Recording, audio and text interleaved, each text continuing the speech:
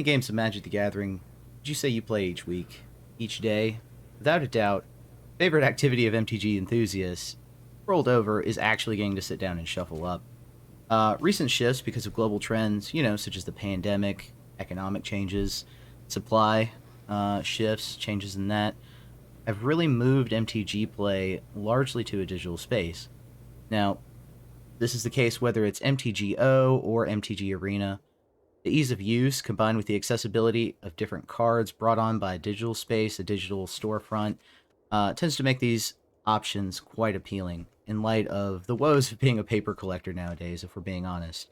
Recent technical bugs, however, conspiracies regarding the algorithm, especially, shuffler truthing, overall drops in confidence towards the success of online Magic have created a bit of a toxic atmosphere in the discourse. One can't help but really wonder if this is just, again, the loudest segments of the population, no doubt voicing their opinion. But also, one must question if there's validity to such sentiments.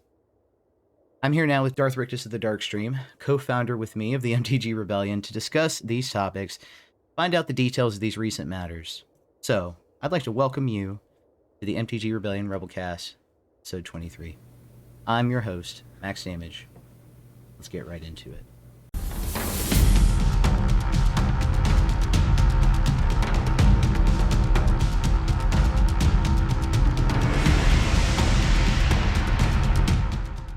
Fair enough. I'm Darth Rictus of the Darkstream. Max, how you doing today?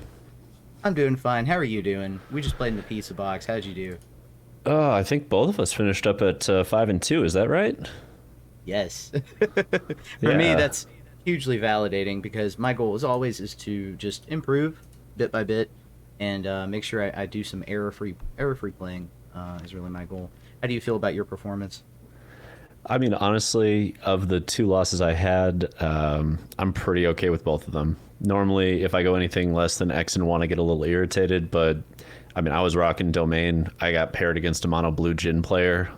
It got featured. That was like letting the entire world watch me get my ass handed to me as I'm like, all right, I'm gonna cast a spell. No, I'm not. I'm gonna cast another spell. No, I'm not. And then just back and forth. It was over so quickly. It was not pleasant. But that's my point. Yeah. Like when you get some matchups like that, it's hard to feel bad about an L when you're like, well, I sure casted spells and they sure never resolved. Anyway. Yeah, man. I mean, it kind of feels like it wasn't under your control at all, but, it was a deck choice. Yeah, and that's fine. That's how the cookie crumbles sometimes. But more importantly, we have announcements. We have MTG Arena Anniversary Week issues, and boy, have they been interesting. So, first and foremost, the Premier drafts got turned off. Now, I think it was Tuesday, WotC did a routine update of a database, and they ended up crashing Premier Draft as it was timing out on picks due to this issue. So they took Premier Draft offline for a little while to sort through it with their Priority Zero live team of coders. I didn't even know they had a thing called Priority Zero, but I'm thankful they do. Priority Zero. I could try to walk you through their entire article on how they looked at this issue, how they analyzed this issue, but I think, Max, you've got it going on in the background anyway. People, feel free to read through it. Unfortunately, much like Hitchhiker's Guide to the Galaxy, we have a moment here where it was the inbox got turned off. So it was very much a so long and thanks for all the gifts. We're sad you couldn't send us more shit. There should be a few more gifts coming in the near future, apparently, but we did miss a few of the final days, and we don't really know when it's going to be back up and running, but, I don't know, maybe this is a really good way for WotC to say, we turned it off, just keep logging in every day. We promise you it'll be back eventually, and when it is, you don't want to miss it, so keep logging in every day. Like, it feels a little conspiracy theory moment, but, I doubt it's actually. Much like the daily deals, right? Because people say the daily deals are there to prime our brains to go to the storefront as soon as we log in. They're so effective. Oh my God, I've fallen for so many of them. And I spent like 2 years logging in. I followed a Twitter account that just posted those. They did nothing else. Just posted the MTG Arena daily deal so I wouldn't have to log in every day. Hey. And it was beautiful. Like they finally, I got them because John Avon's art for the lands, it finally popped up. And I'm like, I've been waiting 2 years for this shit. So I bought it immediately. I'm like, yeah, I'm done. Don't need any more from the daily deals. That was the shit I was waiting 2 years for. We're Gucci. What about you? Are you all about the daily deals? I'm all about daily deals, especially when it comes to like avatars, Planeswalker avatars. I got to make sure I collect all of those, collect all the sleeves. I have so many sleeves, so many sleeves. Whenever I load up my sleeve page, it like has to load all of them before I can start scrolling. Otherwise, if it loads all of them, by the time I scroll down to where I need, it'll reset to the top. Fair, fair. Little bugs I wish they would fix for sure. But you know, I have my share of complaints. But I am here to kind of summarize what happened, the timeline of events, if you will, because go check out this article in full. I think it's one of the better, ironically enough, one of the better pieces of writing on the site. But it covers the topics, and they actually issue kind of an apology, which is, you know, from a PR standpoint, you would think that's a bad idea, bad business decision to admit. You know, what does good old Donnie Trump say all the time? Don't admit any kind of liability, any kind of wrong. Always deny, deny, deny. But no, they went out of their way to kind of write this piece, talk about what happened, explain really in finer detail than you would really expect or want to hear what happened. So I'm just gonna go bullet by bullet, summarizing this really lengthy piece here and what they exactly said. First of all, I have to point out. It was the exec producer, Chris Kiritz of Magic Digital. So that when I saw that, I was like, okay, that's who they're going to throw under the bus this time. Right. That's generally the thought that comes to mind. Did have to announce the bad news. Did have to give everybody the bad news sandwich, with basically informing that in addition, there's going to be additional fixes coming over the next few weeks. So we still may get some kind of disruption. We may still get some maintenance downtime. There are still things that they need to fix. So they had to acknowledge that right off the bat, and kudos to them for doing that because, you know, it's better to acknowledge something right away than to wait for the pitchforks to come, in my opinion. But the how was the more interesting part of the article, sort of how this got disrupted and how they fixed it. They sort of humble bragged here in the beginning, and there was a tone of humble bragging. They said, okay, first of all, before we implement changes on Arena, we run them in an isolated environment for months on end, you know, doing testing basically by making it the base environment. And if something happens while that's the base environment, that database, then they know something's up. And then they work to pinpoint whatever's wrong. So they had started implementing this change on their internal servers since March, this database update. They said that they put these changes through their publishing partners. I don't know how, you know, you say you do something. Anybody who works in bureaucracy, right? You say there's a process that exists. That doesn't necessarily mean that down on the ground there's actually moving pieces to that process. It could just be a checkbox that somebody checks off regularly, you know. Who's to say if they actually Google, Apple, Valve, Epic now, because Arena is run on all these platforms. Who's to say if they actually go through any kind of vetting process there or not? But they say they do. Maybe that's important. But anyways, these updated database changes that happened last Tuesday had been running around their internal environments since March. They call this internal operations stabilization. And the database basically affected their inbox and in turn somehow affected the draft coding, right? And so they get the draft coder out to talk about how this went down. Senior software engineer and Zero, this is the other name of the Priority Zero squad, is the Zero Strike team. I just love it. There we go. I just love it. What does that conjure to mind? The Zero Strike team. I mean, they have unleashed the Pinkertons once. Apparently the digital Pinkertons are ready. We have Strike Force Alpha, Strike Force Zero. Strike Force Zero. They actually closed the article with this image from Capenna. I just wonder if that's how they imagine themselves. With a little AI help, you know, little night cafe, a little chat GPT help. Yeah. A little chat GPT help. That's the fourth member is chat GPT. Right. But this senior software engineer, Ben, I think was his name, basically authored the draft system, really wrote the original code for it. So he's the guy to talk to. He's the top wig on the strike team for that.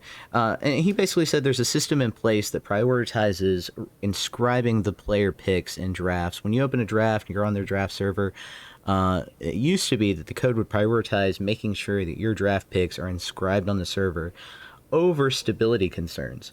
So in case there was a draft server crash, your picks would still be in place. Even if it took you a minute to log back in, your picks would still be in place. Now, what would end up happening on the ground is in case of a draft server crash, it would just give you auto picks for the ones that you missed.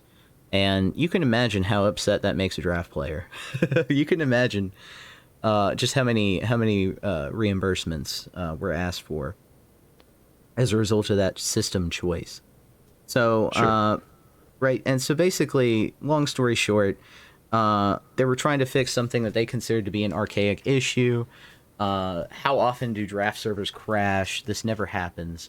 So they basically turned that switch off, and so now, if you have to disconnect from a draft, you have the option of actually just starting a new draft on the same server, rather than trying to play through a draft. And I assume they make your character like an AI pick for the other people that you're on the table with. I assume that's how they do it.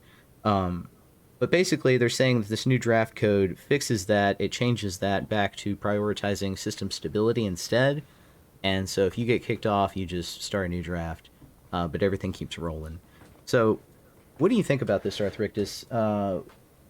The way I know neither of us are software engineers. We talk to software engineers on occasion, trying to understand the ins and outs of this because we do a lot of our content primarily on Arena, and the events like the Pizzabox that we just mentioned also run into these sort of database issues. In your experience of playing digital Magic, especially being you consider yourself a paper boomer, but what's your perspective on this? How far have these things come? Where do you see all this going? So I think this is excellent until we get into tournament settings, right? Because you can't just start a new draft in the middle of a top 8 draft. You know what I mean? Yeah, yeah. So that's a little concerning. I hope they have 2 different systems for that. But what I really took away from this, when they said they had all these internal testing, like they're doing their own environments that are isolated, is that we thought we had early access, but these guys have much earlier access. They are playing with Magic cards like half a year in advance of when we are, and I'm a little jealous. I'm not going to lie. I'm a little jealous about these internal environments. I would like to get access for funsies and try and break it. Oh my god, yes. That would be the dream. Oh man. But other than that, I mean, it's a good thing if you're aiming to get as many people drafting as possible, especially because it doesn't really cost them much of anything to just push you into a new draft. You know what I mean? Like that's such a minor cost for them. They're making money hand over fist. It just decreases their margins slightly in exchange for stability. That seems nice. That's decent. That's accountable. That's transparent. As long as we're not in, tournament draft settings, this will work beautifully. Also, I kind of hope we have like one scenario where I go into a premier draft and 7 people drop and I just get to draft against auto picks all day and end up with the most busted deck, Like that could happen. Yes, that's the dream. Just get past like 8 straight first picks and you're like, oh my god, this is going to be gross. Anyway. That opens up another scenario, right? Because we've recently, and we'll touch on this topic, whether it's later on this episode or if we have to, the next episode. This is something I definitely want to get to and talk about eventually, especially with you, is this idea of tanking your rank, right? So that you can cheat the system, cheat the algorithm, and play weaker opponents. We jest about the idea of a draft server crashing, but what if somebody figures out a way to make that scenario happen more likely than not and create that sort of environment for themselves? What do you think about cheating in digital versus cheating in paper? Because you've been in both environments, you've played in both environments. Which one is a bigger issue? Which one is more of a boogeyman for the common MTG player? I think in a tournament setting, it is easier to cheat in paper than it is to cheat digitally, at least in a way that matters, because people will always say, you had somebody else with you at your computer while you're playing. That's cheating, to which I say, do you really think that Reed Duke wants other people's fucking advice when he's playing a game of Magic? Or do you think that he would prefer to simply rely on his own expertise? Like too many cooks in a kitchen is an issue. So I don't really see that as an issue at all for digital the way other people do. In paper, it's a much bigger issue, and it's part of why I don't know. Have you ever done a team paper event, Max? I have not. I have not. You can tell the folks at home what this is. So they did this, and we actually qualified for a team event. Me and a few of my friends. God, about 3-4 years ago. So we went to one of those like RCQs back when RCQs queued you directly for the Pro Tour. You know, so they had the PPTQ, RPTQs. So we were at an RPTQ, and it was a team event. And the rule was it was 3v3. And if you finished your match before the other two, the moment you stood up, you were not allowed to speak to them anymore, because then you could start doing angle sniping and telling them what's in your opponent. You're like, oh, I'm going to go to the bathroom. And then you come back and you just like, oh, he has this text. You know what I mean? Like, angle sniping is a problem. Whoa. And that's why, but that was the point of it, is you can be seated and you can talk and you can have free conversation. The moment you get up from your chair, you're done talking until they're done. And they also get up. Wow. So it was, wow. but that was also, I think, an acknowledgement of the paper issue of sniping. That was definitely something we've seen a lot of over the years. But digitally, outside of like stream sniping, it's not a thing. So it doesn't really matter as much where if you have multiple people around for digital, because you're not seeing your opponent's hand. Nobody's standing behind their computer. You know what I mean? Right. So it's a different set of issues for cheating for each platform. But I think tournament wise, I would rather see tournaments played not in paper. I would rather see them played digitally, because I think it's much harder to cheat that system. I will say, if there is a scenario where you can trigger auto picks and drafts where they reimburse you, you know, like if you just crash, that would be a really interesting way to try to grow your collection quickly if that auto reimburses you. Yeah. So you just first pick as many rares as you can. Like you just grab as many rares in the first 2 packs, and then you just crash next draft. And then you grab all the cards from the first draft while you've already started the next draft. And if you can just continue that gravy train, you just got a whole set for free. Golly, that's wild. That's wild to think about. But I mean, this is the environment that we're in now. We're having to balance between the pros and cons of, because like, for example, with MTGO, this is a conversation we haven't breached yet either here, is I don't play MTGO, so I was not aware of this, but the idea of pros and semi-pros getting together in the same room and using the same account based on the card economy. And, I had heard that that's against terms of service, but it's so widespread that nobody complains about it at all. Have you heard about this? Is this something that you know about? Yeah, so with Moto, the way it was done historically speaking is you'd have your account, which you would, it was tied to you. If you queued with that account, it was tied to your name, so you and you alone would queue for that next event, whatever you queued for digitally. So, you could either lend cards and loan them back and forth on the team, or you just had a team account where you did all your testing, and then before a tournament, you loaned all those cards, decks out to various team members and grabbed them all back at the end of the event. And that way you didn't need to have, 4 loaded accounts. You had a loaded account. That got undermined somewhat by the, mana traders or whatever the fuck it was that popped up and basically just became the whale that loaned cards out for minimal amounts of money once upon a midnight dreary. I don't know what the fuck it is anymore. I've stayed out of Moto for a long time. Yeah. But once upon a time, that was the way of it. And now, I don't know. I've heard they've actually made several really strong updates to that system that I never expected to see once they handed off management to another company. The other company was like, oh, you want this? Well, shit, let's just do it. And just started improving the platform. Okay. Well, I mean, third-party success. There's something to be said about when you can mutually make money with somebody else to improve your thing. So, yeah, I'm all for that. I wish we could see some kind of improved economy in Arena closer to what Moto has going on, but that would also substantially change the way that they release sets and release cards and distribute cards in packs. So I don't know.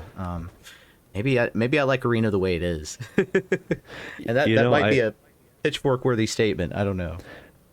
I think we're going to see if Wizards plays it really smart. You know how everybody kind of mocked Zuckerberg for the meta quests or whatever the fuck, got into the virtual reality space and then did nothing with it for a long time.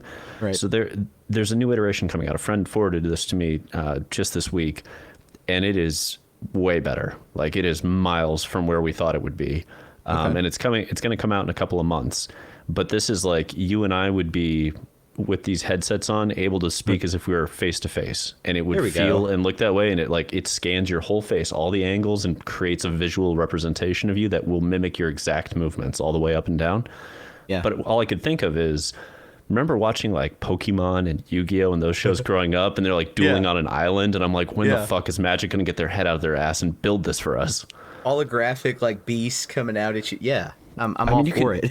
you could start with just a tournament hall. Like, imagine if you could just wear this and now you're in a Grand Prix. Oh yeah, play paper instead of spell table. Play paper with somebody over virtual connection, and like actually shuffle your cards, because they can track hand movements now with a lot of these. Imagine if we just had 60 or 75 cards and they're blank, and they just get assigned value based on your arena account. So now your arena account is your paper account, and you don't have to keep buying both fucking accounts. Like, you can just have your arena account, and now you have all of paper. Whatever's on your arena account, you have for paper, as long as you're battling in virtual reality. You just load a deck on these blank cards through like augmented reality. Yeah. That's what I want to see, because I think that would be the coolest iteration of Magic we would ever possibly see. Is it starts there, and you can play tournament halls, you can do all that. And then maybe somebody gets creative and builds that like Yu-Gi-Oh-esque, like it's time to go duel on an island or some weird wild shit, and we're just like, fuck yeah, let's do it. I would love it, man. Let us know in the comments what your wild ideas are for the Magic future, because I think that would stop all the arguments between paper players and arena players and Moto players about which is superior and which should be the tournament format. Let's just combine both of them. Yeah, give me those fancy Yu-Gi-Oh like armband things where I can slot the card. No, I'm just fucking with you. I just want some way to play virtual reality Magic. I do, I remember those commercials. Oh my god. Right. Oh god.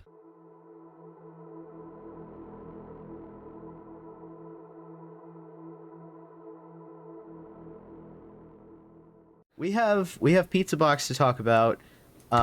Let's go ahead and talk a little bit about it, because I know we're going to go over some of it for the Say the Meta. Go check that out. Tuesday, usually at noon, we premiere those.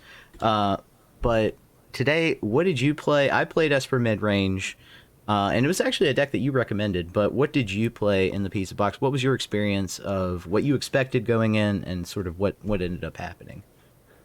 So I assumed that Domain would have a huge target on its back, and it was powerful enough that didn't matter. So I pushed forward, and so did Darth Zero. We tested out some Domain stuff yesterday. We sat down, we said, okay, we need to figure out what the best up the beanstalk deck is in Standard. And so we tried like 3 or 4 different iterations, and at the end of it all, we said it's probably Domain.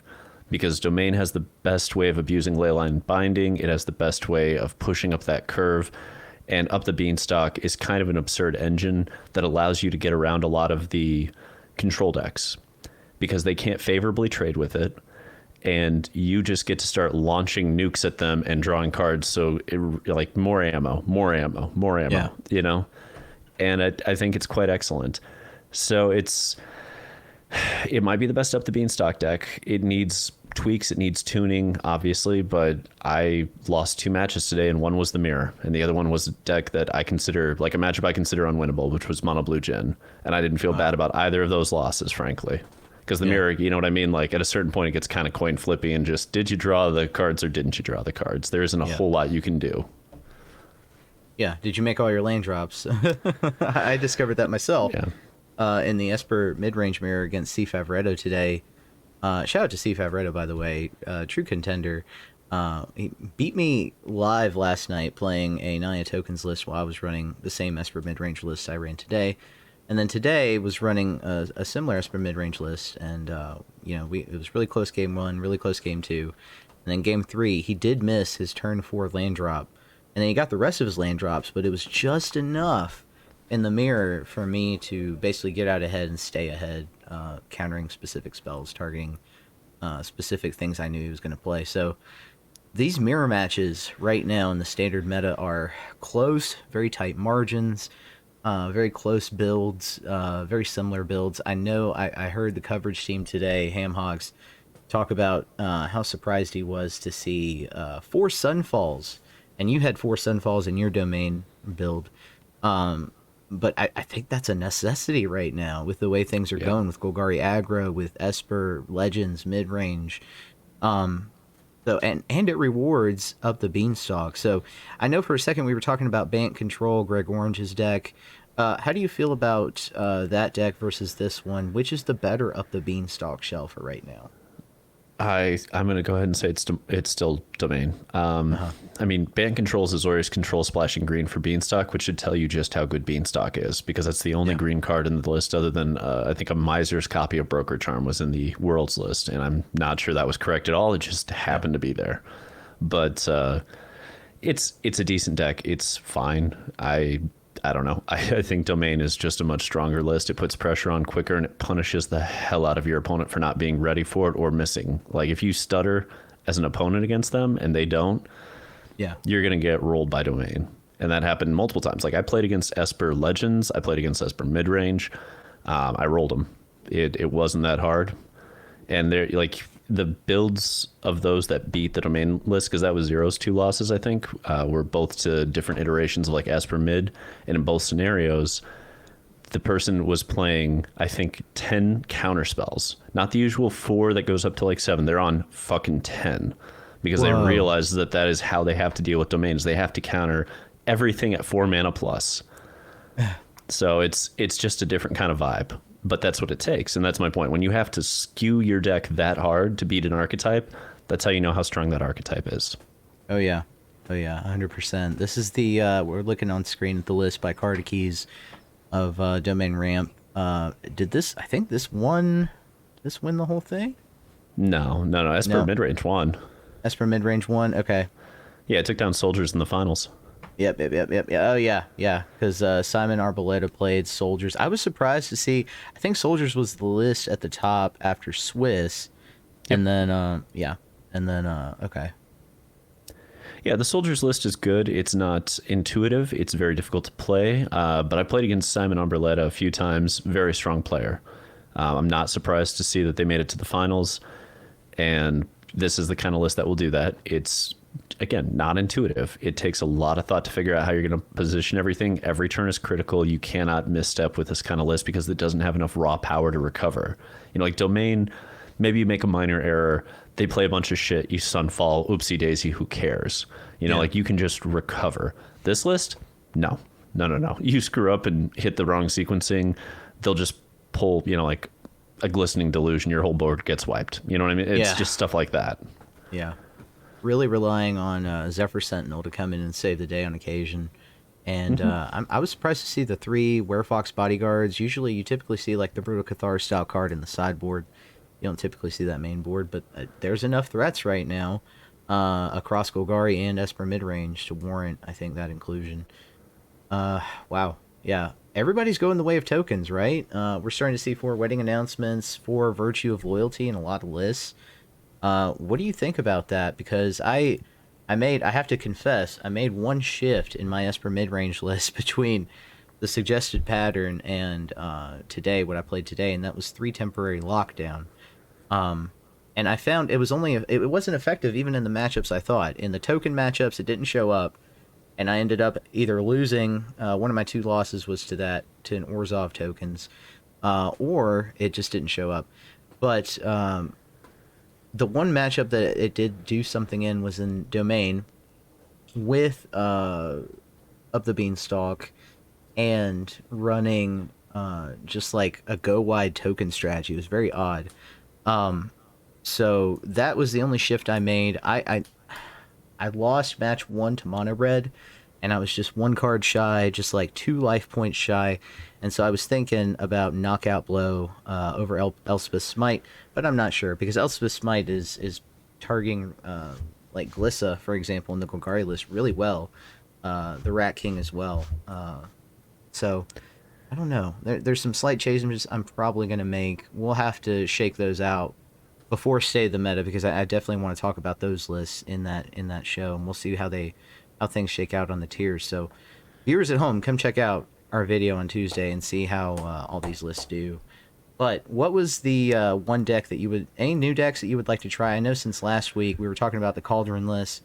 I don't think anybody played a Cauldron list, did they? Was anything just off meta that you saw today at all? Blue Robot has a spicy Boros Convoke list that top 8'd. Uh-huh. And yeah, let's go ahead and pull that up. Yeah, that's a cool list. It's a really cool list.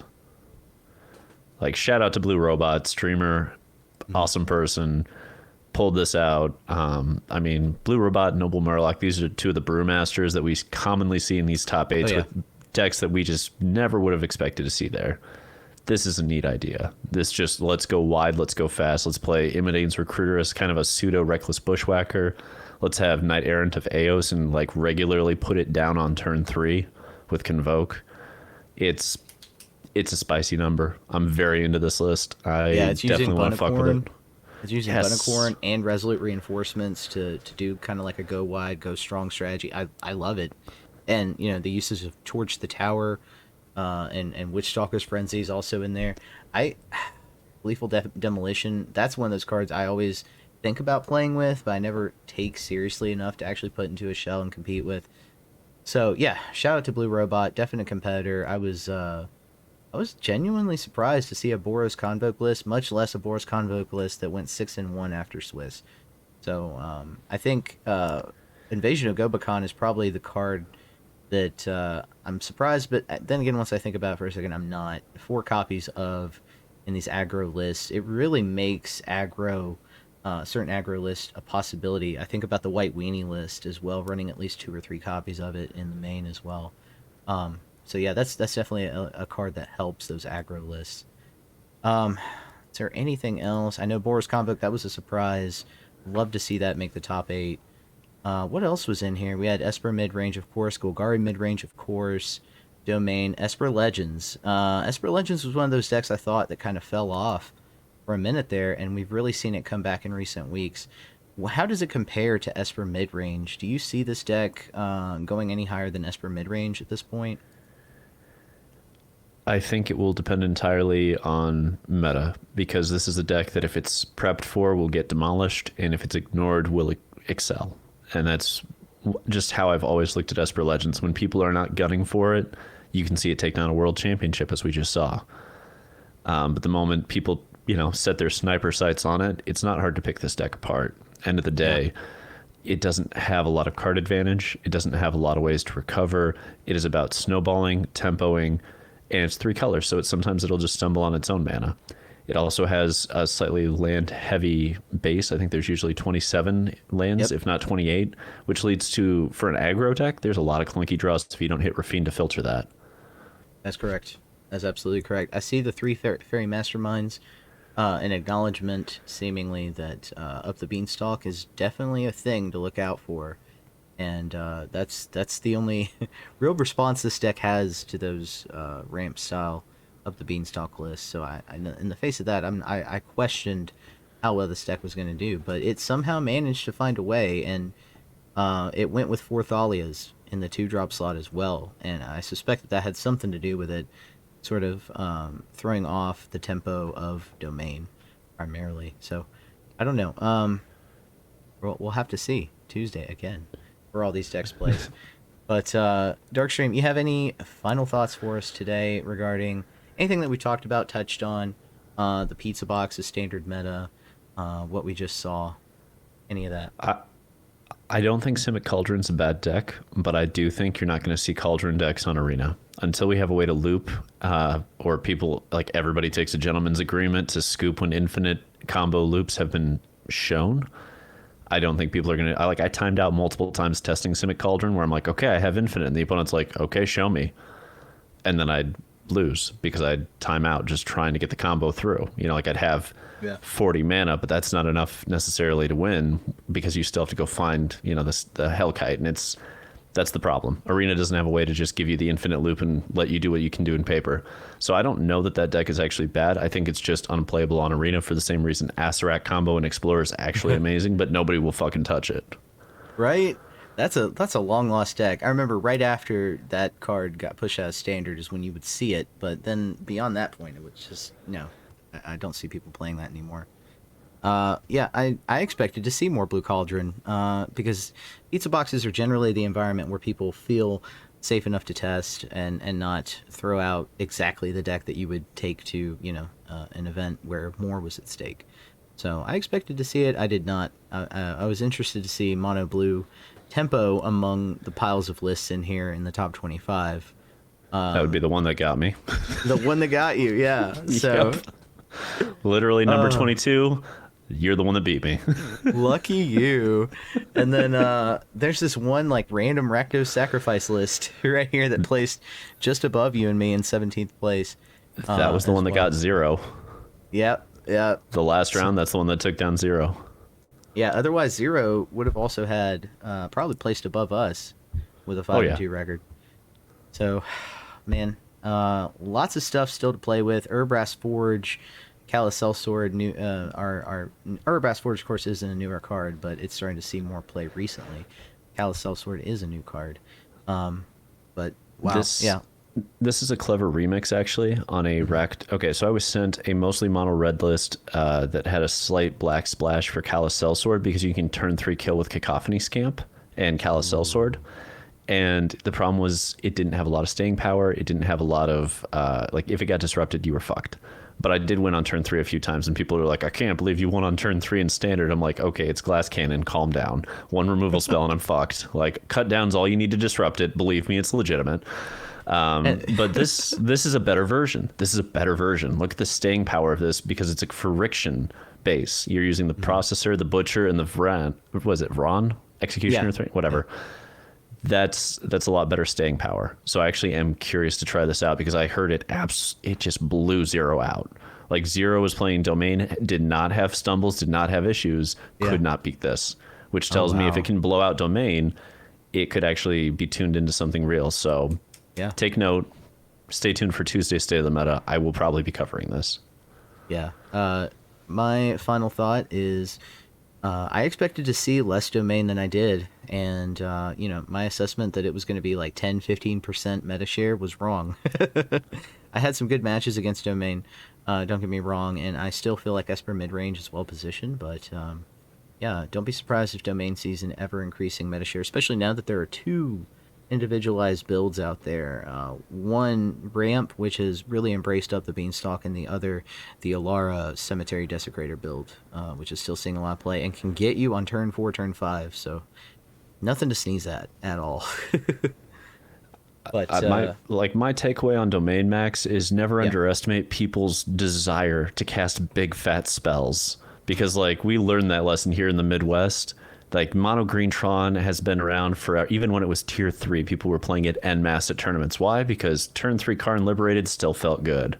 Like it didn't matter if the deck was kind of unplayable. Everybody wanted to play big dumb fat things. And that's just Magic to a certain degree. You know what I mean? Like there's a certain competitive / casual crowd, that crossover mix where they're like, but I want to cast Atraxa. And you're like, I get it. I do. Yeah. Here's your winner, Esper Midrange by Ramirino. And he actually got less points overall, 18 points, while the deck that he beat in the final match got 21 points. So you can see my confusion when I was looking at the standings, but this is actually the deck that won the Pizza Box. So take it all in. This is not that dissimilar from the one that I went into with representing the Rebellion. So yeah, that's a little validating. We'll talk about it all on Tuesday, but that's about all the time we have. Thank you to Darth Rictus, the Darkstream, for being here with me today. Thanks for hosting. Hell yeah. You're welcome. I'm Max Damage All Nines, and we are the MTG Rebellion. Let's not forget, till next time, to untap, upkeep, resist. Resist. Till next time, good night, everybody.